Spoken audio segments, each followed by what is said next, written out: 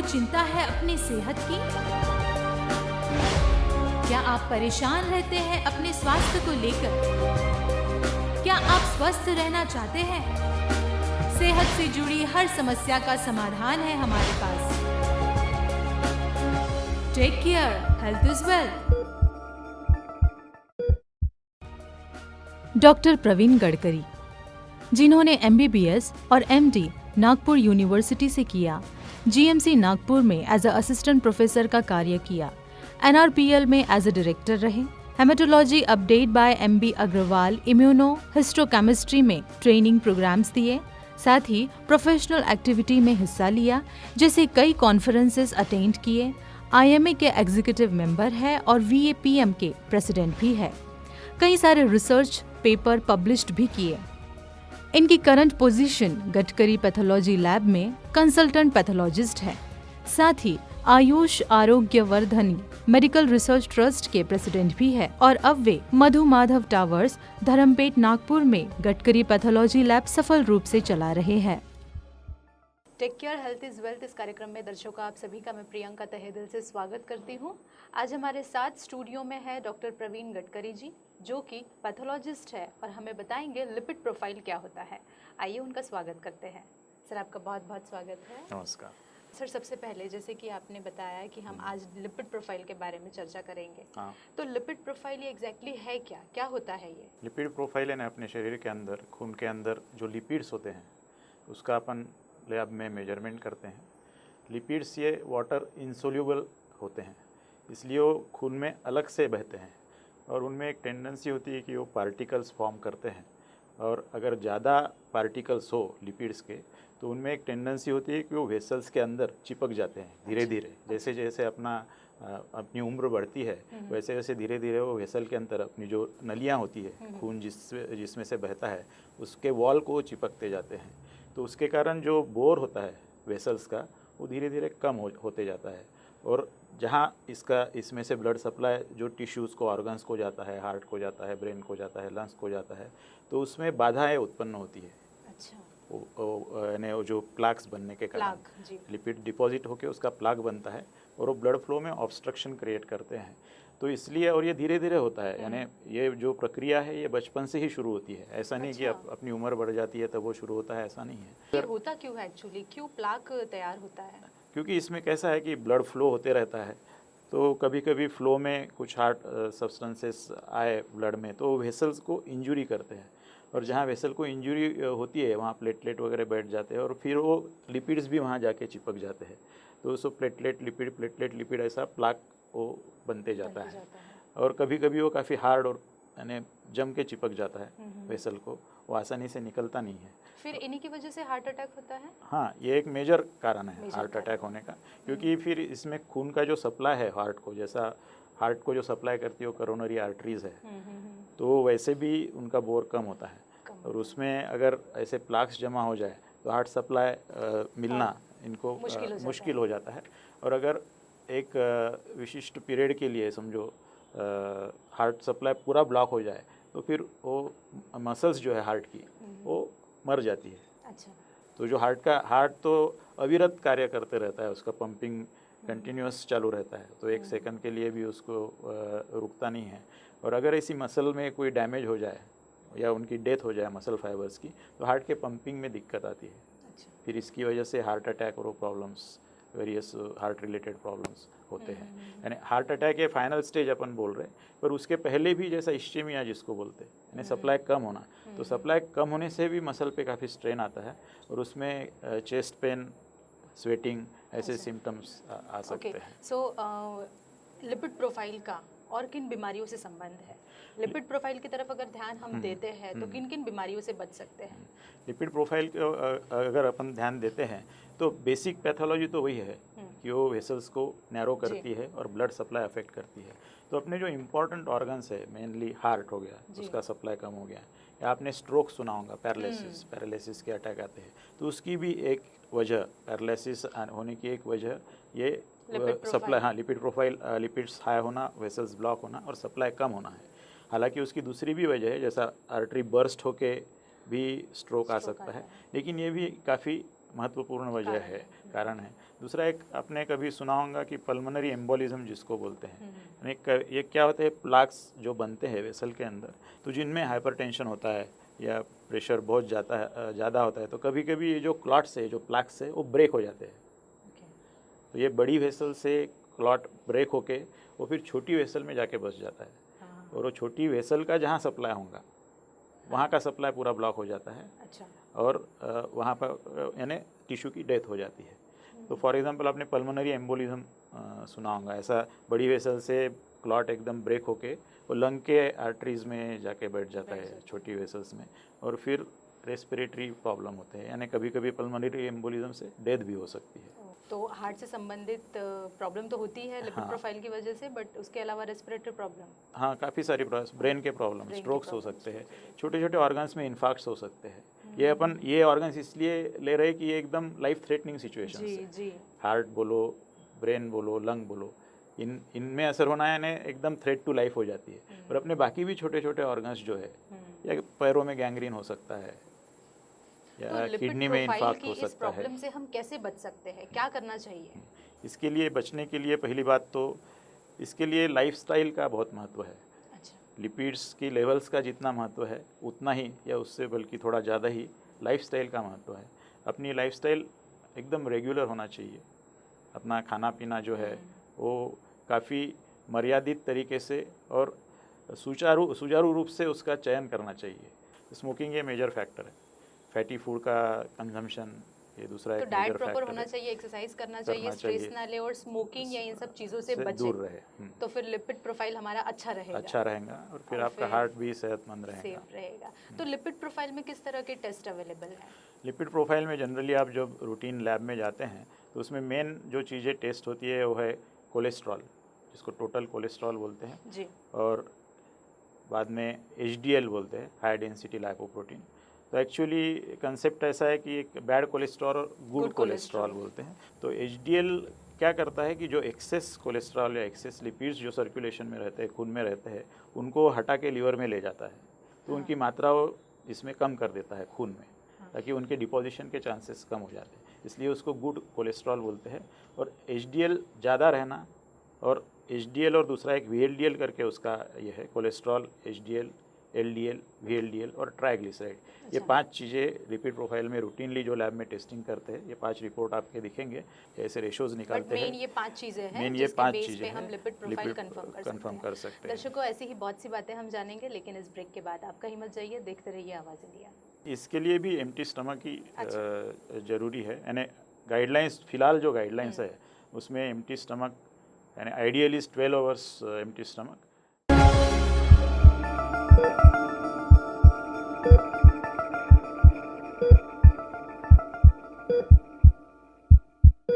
Break के बाद एक बार फिर आप सभी का स्वागत है दर्शकों। सर, आगे मैं ये जानना चाहती हूँ कि ये लिपिड प्रोफाइल चेक करने के लिए किस तरह के सैंपल्स कलेक्ट किए जाते हैं, क्या प्रोसीजर होती है इनकी? ये रूटीनली बाकी ब्लड टेस्ट के लिए जैसे कलेक्ट किया जाता है वैसे ही के लिए कलेक्ट किया जाता है, और जनरली अपन एंटी क्यूबेटल फोसा में से, जहाँ वेसल बड़ी होती है, वहाँ से कलेक्ट करते हैं। अब अपने यहाँ तो ड्राई केमिस्ट्री करके एक टेस्टिंग मेथोडोलॉजी अपने यहाँ इतनी कॉमन नहीं है, पर वेस्ट में ये काफ़ी कॉमन है। तो उसमें वो फिंगर प्रिक से भी कलेक्ट करते हैं, जिस तरह से डायबिटीज़ का चेकअप, वैसे ही वो भी ड्राई केमिस्ट्री है डायबिटीज़ के लिए जो अपन चेक करते हैं। तो वैसे ही वहाँ पर स्क्रीनिंग प्रोग्राम्स में बेसिकली वो फिंगर प्रिक से करते हैं, पर आइडियल सैंपल जो है वो एंटीक्यूबेटल वेन से लेने का ही आइडियल प्रोसीजर है। तो इन सब के लिए पेशेंट को कुछ तैयारियां करनी होती है, जैसे अभी जैसे हमने डायबिटीज़ के लिए बताया, एम्प्टी स्टमक चेकअप होता है, इसके लिए भी एम्प्टी स्टमक ही ज़रूरी है, यानी गाइडलाइंस, फिलहाल जो गाइडलाइंस है उसमें एम्प्टी स्टमक यानी ideal is 12 hours empty stomach, पर अगर वो पॉसिबल नहीं तो कम से कम 9 घंटा एम्प्टी स्टमक रहना चाहिए। पहला जो टेस्टिंग है आप रैंडम कर सकते हैं, यानी जो एकदम वेरी फर्स्ट इनिशियल टेस्टिंग रहता है लिपिड प्रोफाइल का, वो आप रैंडम कर सकते हैं। पर उसमें अगर कुछ एबनॉर्मेलिटीज़ आती है, नॉर्मल रेंज के बाहर कोलेस्ट्रॉल आता है, ट्राइग्लिसराइड बहुत बड़ा हुआ आता है, HDL एकदम कम आता है, तो वो सिचुएशन में आपको फास्टिंग में टेस्टिंग करना ज़रूरी है। अच्छा, किन पेशेंट्स ने चेकअप करना चाहिए लिपिड प्रोफाइल का? लिपिड प्रोफाइल का चेकअप एक्चुअल जो एडवाइस हुआ है जिसको अपन रिस्क फ्री बोलते हैं, जिसको ऐसी ऑब्वियस रिस्क नहीं है, फैमिली हिस्ट्री नहीं है, तो उन लोगों के लिए एक बार 9 साल से 11 साल में होना चाहिए। दूसरा चेकअप 17 साल से 21 साल में होना चाहिए। और ये अगर नॉर्मल है तो फिर 45 वुमेन में 45 मेल में 45 के बाद और लेडीज़ में 55 के बाद उनका हर 2-3 साल में चेकअप होना चाहिए, प्रोवाइडेड उनके रिजल्ट्स ये विद इन हेल्दी रेंज हो। ओके। तो ये फ्रीक्वेंसी से आप तो जा 9 सकते साल के हैं। बाद से आप लिपिड प्रोफाइल का चेकअप कर सकते हैं। मुझे नहीं लगता कि लोग ऐसा करते होंगे। हाँ, पर है ना? वो जब कुछ समस्या आती है तभी हाँ। हम जाते हैं चेकअप के लिए। हाँ। और आई थिंक तब बहुत ज़्यादा लेवल बढ़ जाता है, हाँ, तब प्रॉब्लम्स देर हो बढ़ जाती है, हैं। क्योंकि वो डिपोजिशन तो बचपन से पैदा होने से ही चालू हो शुरू जाता हो है। जाता है। तो सो दैट उसमें मीन्स हर किसी ने करना चाहिए, हर ऐसा किसी नहीं ने है कि कोई पेशेंट हाँ, ही जाके करे। हाँ। और दूसरा यानी अगर स्पेसिफिक रिस्क है, फैमिली में वो रन हो रहा है, डायबिटीज़ है, हाइपरटेंशन है, ऐसी स्पेसिफिक अगर रिस्क है, या बच्चों में फैमिली हिस्ट्री है, जी। ज़्यादा हाई रिस्क फैमिली है, तो उसमें 2 से 8 साल के बीच में करना चाहिए। अच्छा। हाँ, और फिर उनका ज़्यादा डिपेंडिंग ऑन उनकी लेवल्स क्या है उसके हिसाब से ज़्यादा 2 से 8 फ्रिक्वेंटली साल ये एज एज है? एज वाइज अच्छा, एज वाइज अच्छा। जिसमें हाई रिस्क वाले में ओके। अपन नॉर्मल तो 9 से 11 और 17 से 21 बोला, और जो हाई रिस्क है उनका 2 to 8 और एबनॉर्मल है तो यू हैव टू मॉनिटर। जैसे लिपिड प्रोफाइल का ज़्यादातर डायरेक्टली कनेक्शन आता है हार्ट से। तो हार्ट को हेल्दी अगर रखना है तो लिपिड प्रोफाइल की तरफ ध्यान देना होगा। बट इसके अलावा और किन बातों का ख्याल रखना चाहिए? जैसा मैंने बोला कि उसमें इवन जब इवेल्युएट करते हैं फिजिशियंस या क्लिनिशियन डॉक्टर लोग, जब इवेल्युएट करते हैं लिपिड प्रोफाइल को, तो इसमें एक हाई रिस्क क्राइटेरियाज है। फॉर एग्जांपल एज मैंने बताया, जैसा मेल्स में 45 के ऊपर और लेडीज़ में 55 के ऊपर, age itself is a high risk. बाद में अगर किसी को स्मोकिंग की हैबिट है तो हाई रिस्क है। जिसका लिपिड प्रोफाइल एबनॉर्मल है, that is one of the risks.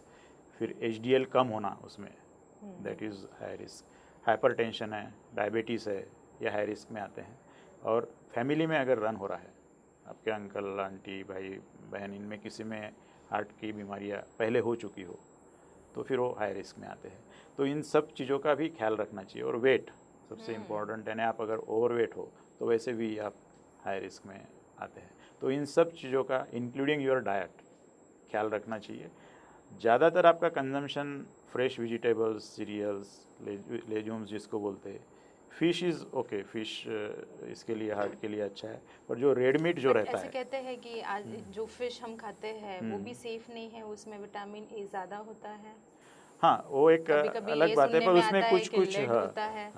नहीं, so which one is good? हाँ नहीं, कुछ कुछ प्रिस्क्राइब्ड स्पीसीज़ है जो आप कंज्यूम यानी रिस्क फ्री कंजम्पशन आप कर सकते हैं। जैसे सैल्मन और 2-4 हेरिंग वगैरह, ऐसी जो 2-4 सैल्मन, स्पीसीज़ टूना, है। Mackerel, like that. हाँ, तो वो जो फिश है वो हेल्दी वो है। यहाँ अवेलेबल है, मिल जाती है हमें इजीली? हाँ, थोड़ा वो दिक्कत आ सकती है, लेकिन एक आप डाइटिशियन को कंसल्ट करके उस पर डिसीजन ले सकते हैं। सपोज किसी का लिपिड प्रोफाइल अनहेल्दी है तो उसे किस तरह की ट्रीटमेंट दी जाती है? अगर किसी का लिपिड प्रोफाइल अनहेल्दी है या आउट ऑफ रेंज है तो उसको यानी कॉम्प्रिहेंसिव जिसको बोलते हैं, कॉम्प्रिहेंसिव एडवाइस दिया जाता है डिपेंडिंग ऑन लेवल।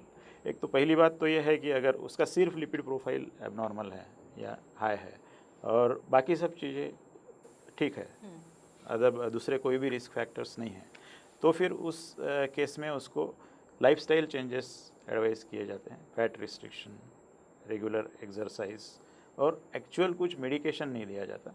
और उसका जो टारगेट रहता है, मतलब फॉर एग्जांपल मानो उसका अभी कोलेस्ट्रॉल 200 है, तो उसका टारगेट जो डिसाइड होता है उस रिस्क फैक्टर प्लस उसके बाकी हैबिट्स और इस पर से होता है। तो उसका टारगेट रहेगा 130 के नीचे उसको ले जाना है। पर अगर उसमें उसके इसमें रिस्क फैक्टर है, 2-3 रिस्क फैक्टर है, स्मोक करता है, फैमिली हिस्ट्री है, ऐसे कुछ रिस्क फैक्टर्स है, तो उसका जो टारगेट लेवल रहती वो 100 रहती है। और ज़्यादा ही सीरियस अगर रिस्क है तो इवन 70 के नीचे उसका विथ ट्रीटमेंट नीचे ले जाते हैं। तो डिपेंड करता है, वो कॉम्बिनेशन ऑफ ये है, वो मतलब लाइफस्टाइल चेंज प्लस मेडिकेशन। तो स्टैटिन्स करके, हाँ तो स्टैटिन्स करके दवा आती है, वो ऐड होता है। तो उसका डिटेल्ड इवैल्यूएशन होता है। और इसके अलावा भी फिर उसको कुछ एडिशनल टेस्ट एडवाइस होती है, वो अपन बाद में देखेंगे। ट्रीटमेंट जो है वो एक लाइफस्टाइल से ही शुरू होती है। लाइफस्टाइल से वो बहुत ही इम्पॉर्टेंट है। अच्छा है और तो फिर आप लाइफस्टाइल चेंजेस में वो हार्ट डिसीज ही नहीं, काफ़ी सारी बीमारियों बीमारी का बिल्कुल अपने आप ही एग्जैक्टली यानी एग्जैक्टली। टेक केयर तो हो एकदम जाती है। फुल्ली हेल्दी होना है तो लाइफस्टाइल ही आपका प्रॉपर होना चाहिए। दर्शकों और भी बातें हम जानेंगे लेकिन इस ब्रेक के बाद। देखते रहिए आवाज़ इंडिया। पिछले 15 साल से मेरे डायबिटीज़ चल रहा है और उसके इसमें कुछ दिनों के बाद बीपी का चालू हो गया और मेरे जो डॉक्टर है उन्होंने मुझे सलाह दी कि आप अपना लिपिड प्रोफाइल जो है वो चेक करा लीजिए। तो मैंने पहले चेक कराया तो कुछ पैरामीटर जैसे थे कि ट्राइग्लिसराइड बढ़ा हुआ था और उन्होंने दवाई देने के बाद कम हो गया और मैं उसको जैसे कि नॉर्मली 2 महीने में एक बार जो है लिपिड प्रोफाइल चेक करता हूँ। जहाँ पे भी मैं चेक करूँ लिपिड प्रोफाइल वो लैब अच्छी होनी चाहिए और उस दृष्टि से डॉक्टर गडकरी यहाँ के जो प्रसिद्ध पैथोलॉजिस्ट है वो NRPL पैथोलॉजी लैब जो है जो NABL एक्रीडिटेड है और ISO 9000 सर्टिफाइड है। तो इस लॅब में रिझल्ट जो है बहुत अच्छे आते करके मैंने सुना था। 4 वर्षाच्या आधी एक म्हणजे असं रक्षाबंधनचाच दिवस होता, त्या दिवशी मला अचानक छातीत दुखायला लागलं आणि डॉक्टरकडे मी गेलो आणि तिथे गेल्यानंतर म्हणजे एकदम क्रिटिकल होतं की मला असं जम्प स्टार्ट करावं लागलं, म्हणजे शॉक देऊन मला परत रिवाईव्ह करावं लागलं आणि तेव्हापासनं मी इथे स्पंदन हॉस्पिटलला ॲडमिट होतो आणि तिथनं रिकवर होऊन बाहेर आल्यानंतर मला रेग्युलर लिपिड प्रोफाईल आणि सगळ्या ब्लड शुगर चेक करणे आणि याच्यातली स्निग्धता, रक्तातली स्निग्धता काय आहे त्या हिशोबाने औषधांचे डोजेस हे ठरवल्या जातात। त्याच्याकरता मला दर 6 महिन्यांनी ही टेस्ट जी आहे ती करणं अनिवार्य आहे असं सांगण्यात आलं। हाँ, उसको बार बार चेक करना ज़रूरी है। मैंने पहले ही चर्चा के दौरान बताया कि अगर वो नॉर्मल है तो आप 3-4 साल में एक बार किए तो भी वो काफ़ी है।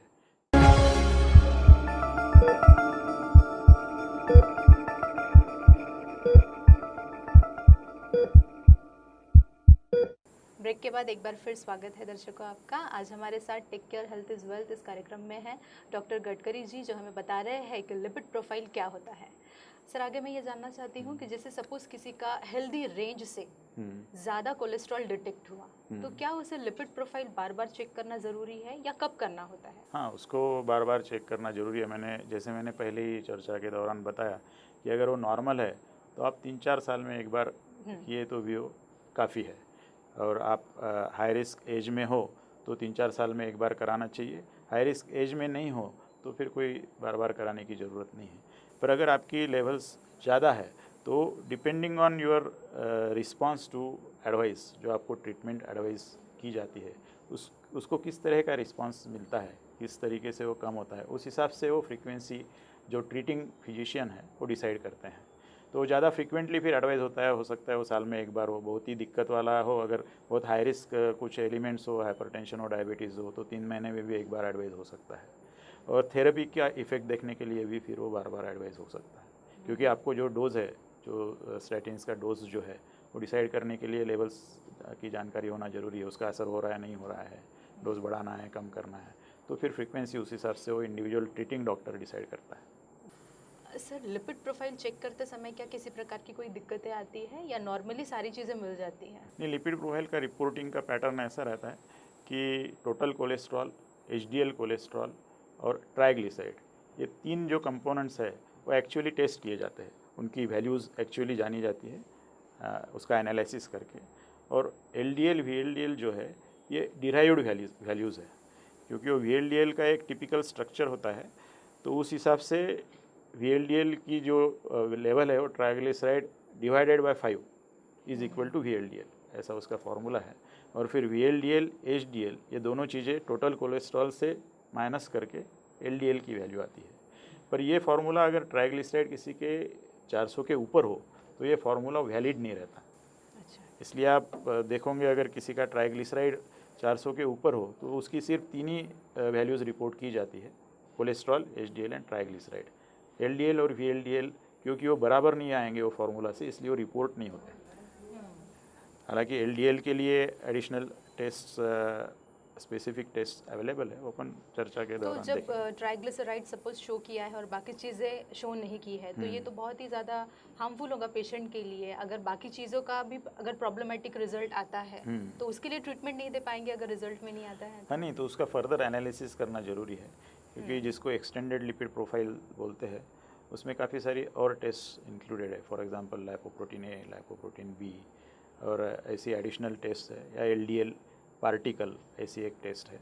तो वो सब टेस्ट उसमें एडवाइस की जाती है और फिर ज़्यादा केयरफुली उसका एनालिसिस करना पड़ता है, यानी उसको वहीं पर अपन छोड़ नहीं दे सकते। रूटीनली लिपिड प्रोफाइल के टेस्ट के अलावा और कुछ स्पेशल टेस्ट अवेलेबल है? वही मैं जैसा अभी बता रहा था कि लिपिड प्रोफाइल में अपन नॉर्मली रूटीनली तो ये चारों पाँचों टेस्ट करते हैं, cholesterol, HDL, triglyceride, LDL, VLDL.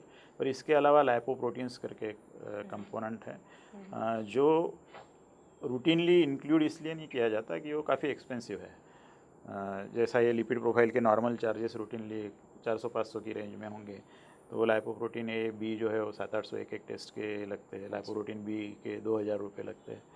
तो एडवाइस करना मुझे ठीक नहीं है, क्योंकि हर कोई इतना कॉस्टली टेस्ट अफोर्ड नहीं कर सकता। पर जो केस में जैसा अपन डिस्कस कर रहे थे, जहाँ ज़रूरी है, जहाँ जिसके ट्राइग्लिसराइड्स एबनॉर्मल है, कोलेस्ट्रॉल बहुत एबनॉर्मल है, एचडीएल बहुत कम है, ऐसी केसेस में आप वो टेस्ट स्पेसिफिक वो केसेस में एडवाइस कर सकते हैं। और एक एलडीएल पार्टिकल करके टेस्ट है, तो बहुत कम जगह अवेलेबल है, पर उसका रिप्लेसमेंट करके एपोप्रोटीन बी करके जो टेस्ट है उससे एलडीएल पार्टिकल्स का नंबर पता चलता है। अब ये एलडीएल पार्टिकल इसलिए इम्पॉर्टेंट है कि कभी कभी क्या होता है कि एलडीएल लेवल्स जो है वो पेशेंट की नॉर्मल रहती है, फिर भी उसमें ये क्लॉट्स की टेंडेंसी ज़्यादा पाई जाती है। तो इसकी वजह यह है कि ये जो पार्टिकल्स एलडीएल जो लिपिड्स जो है पार्टिकल के फॉर्म में घूमते हैं, तो वो पार्टिकल्स अगर छोटे छोटे हो और डेंस हो तो उनकी जो वेसल पे चिपकने की क्षमता जो है ज़्यादा होती है। अच्छा। जब वो पार्टिकल बड़े हो, लार्ज साइज़ हो, तो वो फ्लो में बह जाते हैं, निकल जाते हैं, पर छोटे छोटे पार्टिकल की चिपकने की टेंडेंसी ज़्यादा होती है। इसलिए एलडीएल लेवल भला ही एक की मुझे इधर भी 200 है, दूसरे के भी 200 है, लेकिन एक 200 वालों में पार्टिकल साइज़ बड़ी है, अच्छा। तो उसमें क्लॉट होने के चांसेस कम है। पर दूसरे 200 वालों में अगर पार्टिकल साइज़ छोटी है तो उसमें चांसेस ज़्यादा है। तो एक्चुअली नंबर ऑफ पार्टिकल्स ये जानना वो ज़्यादा रिलीवेंट है। और ऐसी जो एबनॉर्मल हाइपरलिपिडीमिया, डिसलिपिडीमिया की केसेस होती है, उनमें ये टेस्ट कराना आवश्यक है, वो फ़ायदेमंद रहता है। हार्ट से रिलेटेड जो भी प्रॉब्लम है अगर वो जानना है, जैसे प्लाक है या कोलेस्ट्रॉल का प्रॉब्लम है, तो इन सब के लिए सबसे पहले हमें लिपिड प्रोफाइल का ही चेकअप करना होता है। बराबर है। अगर हार्ट से संबंधी कोई बीमारी अगर हमको जाननी है तो पहले लिपिड प्रोफाइल करना होगा, बराबर। और ये हर कोई कर सकता है। हाँ। है ना? आप यहाँ आए और इतनी अच्छी जानकारी दी, उसके लिए तो बहुत बहुत धन्यवाद। लेकिन मैं चाहूँगी कि जाते जाते आप हमारे दर्शकों को एक मैसेज दें। तो अभी तक की चर्चा के दौरान आपके ख्याल में आया होगा कि आपकी जो लाइफस्टाइल है इसके बड़े मायने हैं। ये जब तक आप कंट्रोल में नहीं रखोगे तब तक आपकी हेल्थ अच्छी नहीं रहेगी। हार्ट ही नहीं बल्कि इसके अलावा काफ़ी सारी बीमारियों का नियंत्रण अच्छी लाइफस्टाइल से, अच्छे खान पान से, गलत आदतों से बचने से हो सकती है।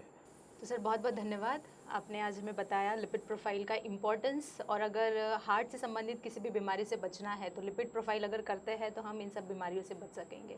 ये सारी जानकारी देने के लिए आप स्टूडियो में आए, उसके लिए बहुत बहुत धन्यवाद। तो दर्शकों, आज हमारे साथ थे डॉक्टर प्रवीण गडकरी जी, जो कि पैथोलॉजिस्ट है, और उन्होंने हमें बताया कि लिपिड प्रोफाइल क्या होता है। कई सारी बीमारियों के बारे में हमने जाना, लेकिन हमेशा एक ही बात कॉमन थी कि आपका लाइफस्टाइल कैसा हो। एक्सरसाइज कीजिए, डाइट अच्छा लीजिए और स्ट्रेस ना ले। अगर इन सब बातों का आप ख्याल रखते हैं तो आप बहुत सारी बीमारियों से बच सकते हैं। यही सारी बातों की जानकारी देने के लिए ये take care health is wealth programme आपके लिए हमेशा आता है और आते रहेगा। मैं फिर मिलूंगी किसी और एक्सपर्ट डॉक्टर के साथ, किसी और समस्या के समाधान को लेकर। तब तक देखते रहिए आवाज़ इंडिया।